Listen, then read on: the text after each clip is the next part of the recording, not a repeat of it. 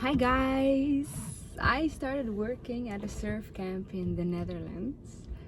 So I am happy but also very exhausted. So this is probably not going to be a very long video, as I am still learning to balance out doing the Journey of the Artist way and working full-time on a kids camp. And week 1 has gone by now. It was just 2 weeks ago that I was hired. So I moved out of my mom's house within a week, moved in here on camp. The crew is just getting to know one another. We are all first timers, so that's kind of fun. We're just getting to know each other, learning to work together, but also we're still establishing the processes, and we've been pinpointing the problems and we've been correcting them. So week 2 has started.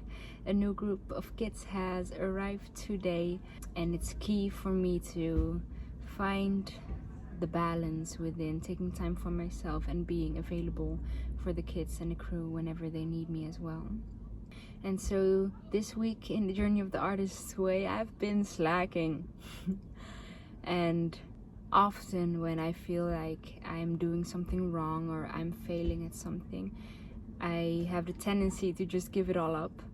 Very self-sabotaging of me, but I'm not willing to do that right now. So hereby just a less in-depth video, but still trying to upload it tonight. Chapter 5 of The Artist's Way is called Recovering a Sense of Possibility. This week you are being asked to examine your payoffs in remaining stuck. You will explore how you curtail your own possibilities by placing limits on the good you can receive. You will examine the cost of settling for appearing good instead of being authentic. You may find yourself thinking about radical changes, no longer ruling out your growth by making others the cause of your constriction. So I'm a big believer of anything is possible. I don't even like the saying the sky is the limit. I mean, just there's no limit. I believe in magic. So in the art of manifesting, I think my constriction is that I feel like that if I am having limiting beliefs, which we all have constantly, you will never be fixed or healed fully, or you will never be rid of limiting beliefs. Sometimes I think I am the reason that things can't come into fruition in real life. But even then, it is important to know that the universe or God or whatever you want to call it works in your highest favor. There's nothing out there spiritually, universally, that doesn't want you to win. There's nothing out there, not in your highest good. I am enjoying myself so much. As a child, I dreamt of having a life like these kids have. I have always loved playing outside and trying out new things, especially around sports, and I think that was taken away from me because I had to grow up too early. So now that I am all grown up and able to make my own decisions, I am so happy that I chose this path, and it is giving me a lot of ideas of what I truly want to do. Or, well, I am already doing what I truly want to do, but it is giving me ideas about the direction I want to take after this. And it is, I think, in the same area. I think I love hosting, and I love planning and managing, and I love sports. But I also love creativity and writing, and I really love talking and having deep conversations. The crew is getting to know me quick. So in the future I might be organizing my own events, workshops, or retreats, or whatever. The journey of quitting my full-time corporate job has been the best thing that is happening to me. And there are many reasons why I quit that job, even though I was pretty happy. I knew I wanted more for myself. In my role as a sales consultant and in the lifestyle where making money and career and a profession comes first, I was really missing out the space where passions and desires were allowed. And since I quit my job, that is what I have been putting forefront, even though I didn't even know yet what I loved and liked. So I'd say traveling solo will make things very clear. Being alone will show you your interests, because you will not let yourself be bored for too long, right? You will follow your instincts. You will say yes to things that intrigue you. And for me, of course, on my Southeast Asia trip, turn on off the car. On my Southeast Asia trip, I discovered my love for surf. I already knew I loved water and I loved the sea and I love swimming. I think in being an adult, surfing has been the first activity wherein I fully could let go of thinking, where I could fully immerse myself into the activity. And that feeling is what I want to feel most of the time. Not just sometimes when I schedule it in for myself. I want to have to schedule in administration, not the other way around. I want flow to be a ritual, not a coincidence. So as my love and passion for surf grew, I started seeing more activities and things that come with that lifestyle, like longboarding or the surf skate. So after my trip, I told my friends I wanted to learn how to skate, and I was also looking for surf skates online and how much that cost, which is pretty expensive. It's like 200 euros. And then suddenly I was hired at this surf camp, and they have new surf skates and longboards I can use at any time. And on my trip, I learned that what I really want is to just be in my body instead of constantly living in my head. I have been a slave to my mind for most of my life, because that has kept me safe during my childhood. As my childhood was pretty traumatic and the energies were just off, I learned to dissociate from my body and create a reality in my head where I could be safe. I learned to focus on my intellect and on analyzing my environment so I could be 10 steps ahead from everyone else to keep myself safe. And I have been addicted to thinking because of safety reasons, but I'm not unsafe anymore. So I don't need to overthink every little thing. I can just be in my body, live life, and if things come up, problems or anything, I know that I have learned to hold myself and to handle any situation. So it's time to just play. And kids play all day. And now I kinda can too. I think I'm 25, so I'm a grown-up now. I don't feel the need to constantly play. I like to host, like I said. I like to care for others, and this kind of feels like play as well. Having worked corporate for 3 years and having worked in a supermarket for 5 and in the hospitality industry on contract base, working on a camp like this doesn't feel like a demand. It is no demand. No one is forcing me to work here. So every minute of the day I am enjoying myself.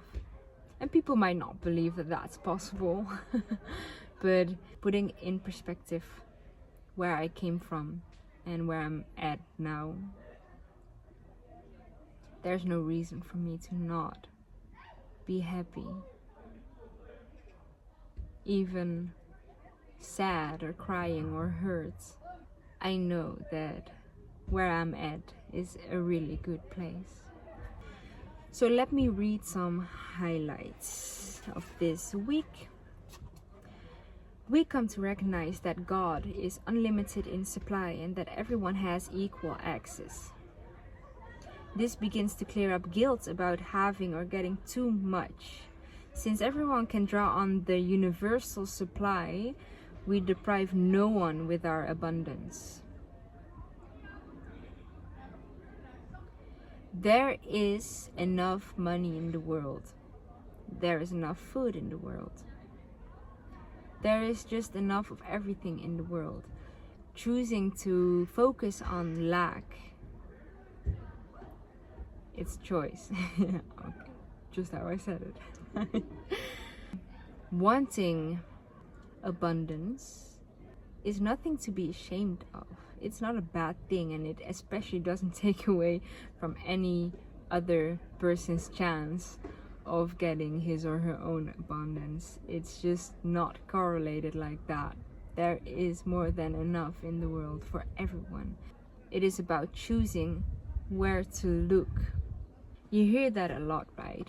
That the feeling of gratitude will in turn give you more abundance. So choosing to focus on the abundance you already have around you, because everyone has so much to be happy of around them. I mean, we have so much nature around us all over the world, and if you don't, oh my god, go find some. But most of us do, right? We live on planet Earth. And I'm not talking about war zones and stuff. Of course, those people need help. They are deprived of the most important thing there is, and that's fucking basic necessities as food, water, and human connection and support and safety and respect and love, and that's just horrible and so not what I'm talking about right now. Most of us in the world have so much abundance around, and it's your choice to focus on everything you don't have yet, or focus on everything you have around you and you're so grateful for, because in turn you will get what you focus on. Energy flows where attention goes. Very often, when we cannot seem to find the adequate supply, it is because we are insisting on a particular human source of supply. We must learn to let the flow manifest itself where it will, not where we will it. And I've been talking a lot about this with a friend of mine, that I think a couple of weeks ago he said this to me. He said, you have a lot of friends around you who have the same control issue as you. Which is funny coming from him. And that's the key when you have control issues, to let go of how things should happen. It is important and nice to know what you want in life, because it will give your life direction, and you won't be just floating around not understanding what happens to you. Life is not just passing by then. You are living your life consciously when you know what you want. But holding on too tightly of how things could come into fruition, and especially when you put these expectations on other people, that just doesn't work. You have to be open to possibilities, and you have to be open-minded enough to be able to look at the positive sides to these possibilities. Otherwise, you will make life very hard for yourself.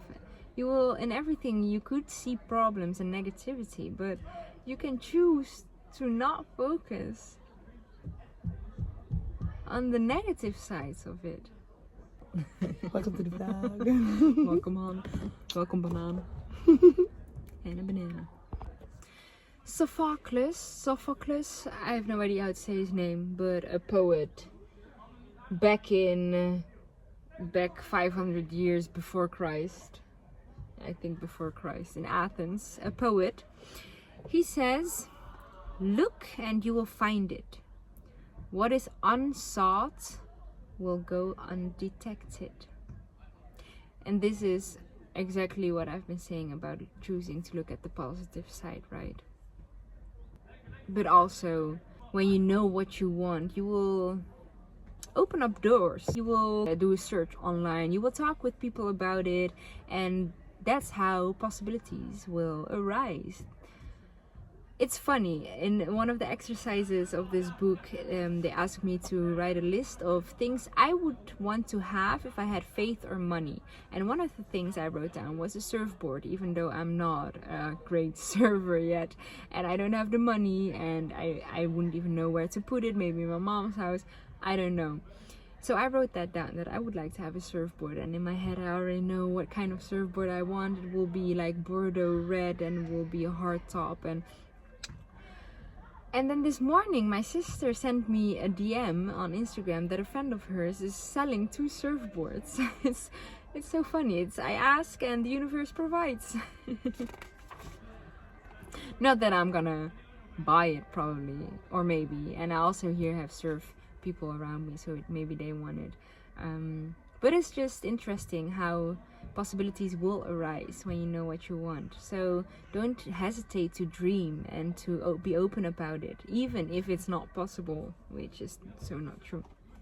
Another quote that hits home. Dependence on the creator within is really freedom from all other dependencies. Paradoxically, it is also the only route to real intimacy with other human beings. Freed from our terrible fears of abandonment, we are able to live with more spontaneity.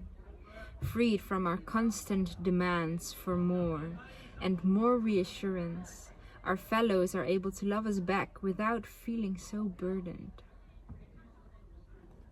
This has been my journey in this lifetime. This is why I highlighted this. My abandonment trauma happened really early on. I was probably 5 years old. So I have had many codependent relationships where I did not even understand how to depend on my inner self. I didn't know what self-love was, and I wasn't aware at all. And when I started to realize that I was this codependent, it has been a journey of letting go of the need of other people's validation to feel worthy. The key to all of this, and I think I've gotten to this point finally, and I'm still vibing on tendencies, but the key has been to depend on myself and to give myself the space and time and love that I need. I'm giving it all to myself, and I'm not expecting it from anyone else. And when I am not giving it to myself, I'm not rude or mean to myself about it, like this week. I just know that I have to change some things. And by depending on myself and my inner child and my artist and my creator and whatever, I'm not asking it from anyone else. And I'm also learning that I'm not someone else's something. People shouldn't expect too much of me either. Not in the way to fill their void or to make them feel worthy. Of course you can expect things from each other, but it is totally valid to say no to those things. And if that means setting boundaries, that's okay too. As we come to trust and love our internal guide, we lose our fear of intimacy because we no longer confuse our intimate others with the highest power we are coming to know. In short, we are learning to give up idolatry, I have no idea how I say that, the worshipful dependency on any person, place, or thing. Instead, we place our dependency on the source itself. The source meets our needs through people, places, and things. yeah, I think what we all want is love and intimacy, right? So a controversial opinion, I think most relationships are based on codependency instead of freedom. I think my life is in the name of freedom. And within this, I am still learning on how and when and where to depend on others. Because we are still human beings, and human connection is just the base of everything. I have been sitting on an idea that I want to live in a community like a lot of people have nowadays. And I realized a couple of weeks ago that within a community, the key thing within it is that you have to rely on each other, and that scares the shit out of me. Because I have been independent for a long time now, and truly giving away my power, that scares me. So yeah, this surf camp is learning me a lot about community and relying on each other in the best and most healthy way.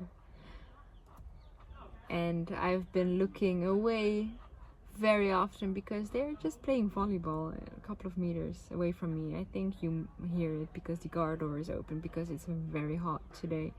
So I think I might join them again, and I hope I didn't ruin these videos for myself so the editing will be easy. Yeah, so maybe a little snippet of what they're doing just because it's fun.